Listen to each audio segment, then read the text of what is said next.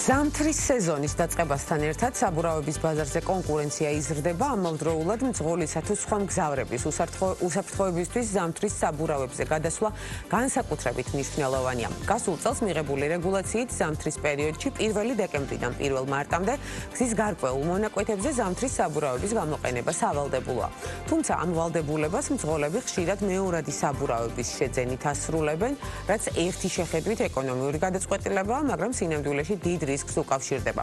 ღირს თუ არა ხარჯების რისკების საპირწონედ შემცირება და ზოგადად რამდენად მნიშვნელოვანია რეგულაციის დაცვა, სტუმართან, საგზაო მოძრაობის უსაფრთხოების ექსპერტთან შალვა ობგაიძესთან ერთად ვისაუბრებთ. მოგესალმებით ბატონო შალვა. დიდი მადლობა სტუმრობისთვის, მიუხედავად იმისა, რომ უჩვეულოდ ძალიან თბილი და მზიანი შემოდგომა გქონდა, წინ აუცილებლად გველოდება სუსხიანი და თოვლიანი ზამთარი. როგორც ამბობენ, მოვა ზამთარიო, არა? ნამდვილად, რა დროსაც ძალიან მნიშვნელოვანია უსაფრთხო საბურავები გზებზე გადაადგილებისთვის, ალბათ დამეთანხმებით და ჩვენი მიზანია, რომ მაქსიმალურად შევახსენოთ და მომზადებული შეხვდეს ჩვენი მაყურებელი და საზოგადოება ამ ეტაპს. ვახსენეთ, რომ უკვე რეგულაციითაც, კანონმდებლობითაც არის გამყარებული, რომ ჩვენს ავტომობილებზე უნდა იყოს აუცილებლად ზამთრის საბურავები გარკვეულ რისკის შემცველ გზებზე დამონტაჟებული. მოდით ორი სიტყვით შევახსენოთ კიდევ ერთხელ რეგულაციის შესახებ, თუ რას ავალდებულებს ის ავტომფლობელებს. კიდევ ერთხელ მოგესალმები და მივესალმები თქვენი ძალიან კარგი სიმპათიური გადაცემის მსმენელს და მაყურებელს და მოხარული ვარ, რომ ისეთი მტკივნეული საკითხისადმი, როგორიც არის არა მარტო საქართველოს, არამედ გლობალური პრობლემა, ეს არის საგზაო სატრანსპორტო შემთხვევები და მისგან გამოწვეული რისკები, ხომ ეს არის ადამიანის სიცოცხლის და ასე ვთქვათ ჯანმრთელობის მოშლის რისკები, ხომ ძალიან კარგია, რომ ამ პრობლემის, რაც ჩვენთვისაც საკმაოდ მტკივნეულია საქართველოსთვის, კარგია, რომ მედია გააქტიურდა ამ კუთხით საგზაო მოძრაობის უსაფრთხოების ამაღლებისკენ მიმართული აქტივობებით. რა არის, იცით, სანამ გადავართ რეგულაციებზე, მე მინდა დავძინო, რომ როდესაც ავარია ხდება საგზაო სატრანსპორტო შემთხვევა, ხომ? იქ ესეთი მშრალი ოქმის ჩანაწერია, რომ საგზაო სატრანსპორტო შემთხვევის დროს ზღოლმა ვერ დაიმორჩილა საჭე, ვერ უზრუნველყო საგზაო უსაფრთხოება და ამის შემდეგ ეს მერე ცუდი აღწერა ამ რაღაცის. აი, ვერ დაიმორჩილა საჭე, ვერ უზრუნველყო, ამაში ერთ-ერთი წამყვანი გარდა ადამიანის ფაქტორისა არის ავტომობილის გამართულობა, ხოლო ავტომობილის გამართულობაში ერთ-ერთი მე ვიტყოდი ძალიან დიდი მნიშვნელოვანი ფაქტორია, როგორ საბურავებზე დგას, ხოლო ზამთარში აქ ცალსახად მე როგორც ამ დარგის წარმომადგენელი გულწრფელად ვამბობ, რომ ზამთრის საბურავები მართალია ის ფიზიკის კანონს ვერ ცვლის, მაგრამ ის ძალიან დიდად ამცირებს სამუხრუჭე მანძილს. აი სწორედ იმ 1-2 მეტრს, რომელიც იმ ბოძამდე ან წინმდგარ ავტომობილამდე აღარ ყოფნის მძღოლს რომ გაკეთება და გაწევა ზამთრის საბურავებზე არის ერთმნიშვნელოვნად ეს არის ზამთრის საბურავი, ეს არის კიდევ ერთხელ ვიმეორებ, რომ ზამთრის საბურავი არის ერთ-ერთი მთავარი კომპონენტი საგზაო მოძრაობის უსაფრთხოების განსაკუთრებით ზამთრის პერიოდში თოვლიან და ყინულიან, ასე ვთქვათ, ყინული დაფარულ გზაზე. და რა არის, მე ყველას უსურვებდი, რომ გავამდიდრებთ ამ სტატისტიკას და აუცილებლად ისარგებლონ ზამთრის საბურავებით და თან მეტადრე ქართველ კაცს, ხომ, გაასულიერა ავტომობილი მძველი პერიოდი და როდესაც ის ფუფუნების საგანი იყო. აი დავაკვირდეთ, ავტომობილი ჩამოყავს, ავტომობილი ჩამომყავს და არა მაქვს და ასე შემდეგ და ქართველმა კაცმა შეიყვარა ავტომობილი ასე დონეზე და ჩვენ კიდე რას ვამბობ, ზამთრის პერიოდში თუ კი ჩვენ პალტოთი ვიმოსებით, ხომ? ავტომობილი თუ ასე გიყვარს, აუცილებლად უნდა შევმოსოთ ზამთრის საბურავებით. იცით რა არის, თუ კი აკუმულატორი, სუსტი აკუმულატორი, მხოლოდ და მხოლოდ რა პრობლემას რომ მეზობელს თხოვოთ, რომ დაგვაქოქინოს ან ხელოსანს გამოვიცახებთ, ხო? აი ზამთრის საბურავის უქონლობა ზამთარში, ეს არის უკვე მომეტებული. უნდა აკმაყოფილებდეს ზამთრის საბურავი, რომ ალბათ მნიშვნელოვანია პროტექტორის კარგია, რომ ეს კანონმდებლობით დაგვევალდებულეს, ჩვენ ეს ძალიან კარგია. მართალია ეს არის გარკვეულ არეალებში, მხოლოდ ეგრეთ წოდებულ საკურორტო ზონებში და რთული მეტეოროლოგიური პირობების საქართველოს რეგიონებში, მაგრამ მე გულმოდგინედ ურჩევდი ყველას, რომ აუცილებლად ვისარგებლოთ ზამთრის საბურავებით და ზამთრის საბურავებს გარდა იმისა, რომ ის ზამთრისა თავის საცნობი ნიშნებიც აქვს, ეს იქნება რეგულაციებიდან გამომდინარე, საგზაო მოძრაობის წესები თუ რა სიღრმის უნდა იყოს პროტექტორი, რა ვადის უნდა იყოს და რახან პროტექტორი ვახსენეთ, მე წეღან მოგაწოდე და მინდა ვისარგებლო შემთხვევით და აი ეს უბრალო აქსესუარი, რომელიც ლამის ყველა ეს არის, რა თქმა უნდა, სამახსოვრო საკიდი გასაღების და რომელზეც გასაღების ასხმულას ჩამოკიდებთ ხოლმე და ეს არის ერთგვარი შემახსენებელი იმისა, რომ საბურავის წნევა გავსინჯოთ და საბურავის პროტექტორის სიღრმე გავსინჯოთ. ეს თავადაც შეგვიძლია მარტივად, ხო? ძალიან მარტივად ეს, როდესაც ავტომობილო ფედერაციაში ჩვენი ძველი მარაგი და როდესაც ჩვენ საგზაო მოძრაობის უსაფრთხოების, თქვათ, მიმართულ აქტივობებს ვატარებდით და ძალიან კარგია, რომ დაუბრუნდით საბურავების და ზამთრის საბურავების თემას, ეს კარგი შემახსენებელი იქნება თითოეული ჩვენთაგანისათვის, რომ აუცილებლად ზამთრის საბურავს, ისევე როგორც სრულ სეზონურ საბურავს გარკვეული სიღრმე გააჩნია, აქ საუბარი არის 4 მმ-ზე, ხოლო 4 მმ-ზე და 3 მმ-ზე ქვემოთ თუ არის ზამთრის საბურავი, ან 5-6 წელიწადზე უფრო ასაკოვანია, ეს ჩვენთვის არის მიმნიშნებელი, რომ ამ საბურავით სიარული უკვე აღარ შეიძლება, იმიტომ რომ ის კარგავს თავის თვისებებს და ამიტომ კარგია, რომ ეს კანონმდებლობით უკვე დარეგულირდა, ეს ასახულია კიდევაც საგზაო მოძრაობის წესებში, უბრალოდ ჩვენი მოვალეობაა, რომ დავიცვათ განუხრელად აი ის პირობები,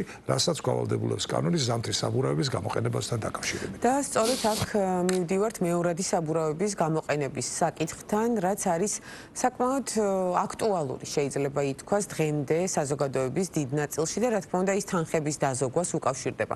სწორი ინფორმირება, ცნობიერების ამაღლება არის უმნიშვნელოვანესი ამ ნაწილში, ალბათ დამეთანხმებით და მოდით გამოვიყენოთ ჩვენი ეთერიც და თქვენგან ძალიან სარწმუნო იქნება ჩვენმა მაყურებელმა მოისმინოს თუ რა დაბრკოლებებს ვაწყდებით, როდესაც მეორად საბურავს ვიყენებთ, ვიძენთ და ეს რეალურად არის ეკონომია თუ არის ერთჯერადად დაზოგილი თანხა, რომელსაც გრძელვადიან პერსპექტივაში საბოლოოდ უფრო დიდ ხარჯებამდე მივყავართ და გარდა ხარჯებისა ეს არის სასწორზე დადებული ჩვენი და მესამე პირების სიცოცხლე. რა თქმა უნდა, თქვენ უკვე შეკითხვაში ძალიან სწორად დასვით შეკითხვის ბოლოს აქცენტი, ეს არის სწორედ სიცოცხლის რისკთან დაკავშირებული. არავით არის, მე უფრო მკაცრი ვიქნები შეფასებაში, არავით არის მოკლევადიანი ეფექტი არ არსებობს, როდესაც საქმე ეხება თითოეული ჩვენთაგანის, ჩვენი ოჯახის წევრების, ბავშვების, მომავალი თაობის, სიცოცხლის და ჯანმრთელობის რისკებს. ამიტომ აქ ან უნდა კონდეს ზამთრის საბურავი, ან თავი შევიკავოთ ზამთრის პერიოდში, თუ არ არის, ნუ მე მესმის, რომ ზოგიერთს არ აქვს შეძენის საშუალება, მაგრამ უბრალოდ თავი უნდა შევიკავოთ შორი მანძილზე გადაადგილების დაგეგმვისაკენ. მეორადი საბურავი სამწუხაროდ ისტორია უცნობია, ჩვენ არ ვიცით ის საბურავი როგორ პირობებში ინახებოდა. მზეზე, სადღაც ცხელ რეგიონში, ფარდულში არ ვიცით რა პირობებში უხდებოდა ექსპლუატაცია, არ ვიცით მისი ფარული დეფექტები. მეორად საბურავს რო შეხედავ, საბურავის ფორმაა გარეცხილი, გაკრიალებული, ხანდახან გაწორულ ზეთის ჩვარსაც გადაუსვავენ, ახალივით გამოიყურება. არც აქაც არსებობს სხვათა შორის ეგრეთ წოდებული ფეიკი საბურავები, როდესაც პროტექტორს ხელოვნურად აღრმავებენ. საუბარი არის საბურავის იმ ნაწილზე, მყარ ნაწილზე, რომელიც მხოლოდ და მხოლოდ იმისთვის არის განკუთვნილი, რომ ავტომობილი მიაგორო, თქვათ, ვულკანიზაციის, საბურავების, ასე თქვათ, შეკეთების, ან გადაკვრის, გადაცმის პუნქტამდე. და აი მის ჩაღრმავება ხელოვნური და ხელოვნურად გაზდა პროტექტორის იწვევს ისეთივე რისკს, როგორც აი გაყინულ თოვლზე ჩვეულებრივი სიარული. ამიტომ ზამთრის საბურავსაც ასეთი პირობები აქვს, ამიტომ უნდა მოვერიდოთ მეორადი საბურავის შეძენას. გარდა ამისა, მას გააჩნია dot code ეგრეთ წოდებული კოდი, რომლითაც ჩვენ შეგვიძლია გავზომოთ მთელი ციფრების კომბინაცია, მე ახლა თქვენ მაყურებელს არ გადავღლი ამ ციფრების, ასე ვთქვათ, მიწოდებით, იმიტომ რომ ნებისმიერ საძიებო, ასე ვთქვათ, ველში შეიძლება მოიძიო და მარტივად შეიძლება განსაზღვრო დამზადების წელიწადი და კვირა. ესე იგი, განსაზღვრა ავტომობილის საბურავის ტიპი, რა ტიპის საბურავია, რა სიჩქარისთვის არის განკუთვნილი. მხოლოდ ვიზუალური შეფასებით არ უნდა მივიღოთ გადაწყვეტილება. კი ბატონო და ბატონო ხალვა ცოტა დრო გრჩება და ძალიან მინდა გთხოვოთ რეგულაციის ეფექტზეც ვისაუბროთ. 2024 წელს შევიდა ეს რეგულაცია ძალაში, ახსრულების ნაწილში რამდენად საინტერესო და ხელშესახების შედეგები გვაქვს რომ გვითხრათ შარშანდელი მონაცემებით უკვე, რადგან გზებზე ალბათ გვახსოვს ჩვენ საპატრულო ეკიპაჟები, რომლებიც აჩერებდნენ ავტომობილებს და სწორედ იმ ტერიტორიებზე, სადაც მოქმედებდა აკრძალვა, ამოწმებდნენ ავტომობილებს. და აქვე ჩაგეკითხებით, თქვენ როგორც საგზაო მოძრაობის უსაფრთხოების ექსპერტს, რეგულაციების გამკაცრებას რა მიმართულებით ისურვებთ? რა არის, იცით, გამკაცრება ყოველთვის არ იძლევა იმ ეფექტს, აი ბოლოდან დავიწყებ, რაღაც ნაწილში შეიძლება რომ კონკრეტული ესა თუ ის სამართალდარღვევა შეამციროს, მაგრამ მთავარი არის ჩვენში როგორც კახი კასვაძე იწყო და აქ რაღაცის შეცვლა.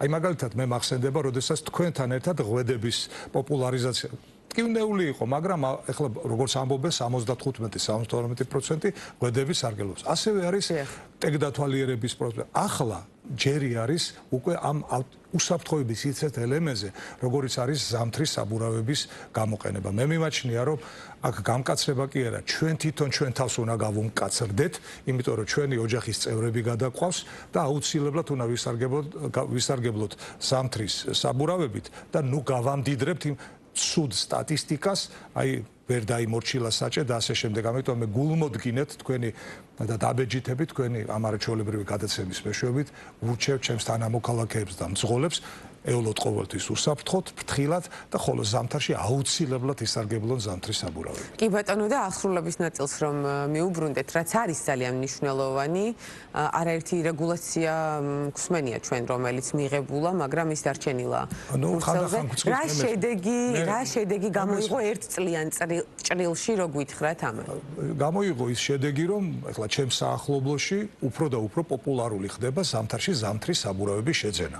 აი ეს შედეგი გამოიღო განსაკუთრებით იმ ადამიანებს, რომელიც ბაკურიანი, თქვათ, გუდაურით ან ზამთრის კურორტებით და ასე თქვათ იმ რეგიონებში მგზავრობით არიან დაკავებულები, სადაც მომეტებული ნალექი არის თოვლის და ძალიან აი ეს არის ხელშესახები პირველი შედეგი. ხოლო რაც შეეხება ახსრულებას, ხომ უკვე პატრული ამ მხრივ საკმაოდ სიმკაცრეს და მე მიმაჩნია, რომ ეს სიმკაცრე სულაც არ არის სიმკაცრისათვის.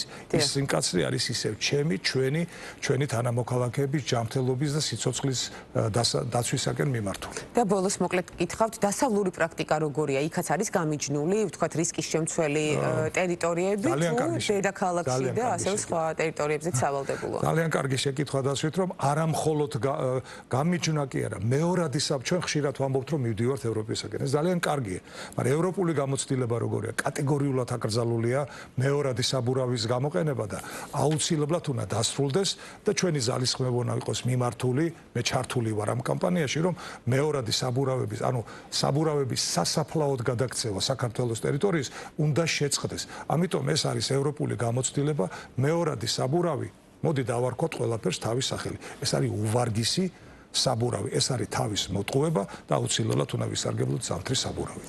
კი ბატონო, ანუ შემდეგი ნაბიჯი უნდა იყოს უკვე განურჩევლად ტერიტორიისა აკრძალვა მეორადი საბურავების ჩვენი უსაფრთხოებისთვის. არა მხოლოდ მე ისეთი სტერილური ადგილი ზამთრის პერიოდში, რომ მხოლოდ აი თქვათ თბილისის რომელიღაც მონაკვეთზე შეიძლება გავიაროთ თქვათ სრულ სეზონური საბურავი, თითქმის აღარ არის. ზოგან არის ან წაყინული, ან ესეთი თოლს ოდნავ, ან დაჭირხლული და ასე შემდეგ. ამიტომ ჩვენ არც ისეთი მდიდრები ვართ, რომ მეორადი საბურავებით ვიარო და ამიტომ ყოველთვის გქონდეს მარაგში, ისევე როგორც ჩვენ გარაჟში რაღაც ან სათავსში გვიდევს რაღაც მანქანის მარაგ ნაწილები, აუცილებლად უნდა გქონდეს ზამთრის საბურავი. ანუ ალტერნატივა არ გააჩნია ზამთრის საბურავის პირველ რიგში ჩვენი უსაფრთხოებისთვის. ძალიან დიდი მადლობა სტუმრობისთვის, საინტერესო საუბრისთვის.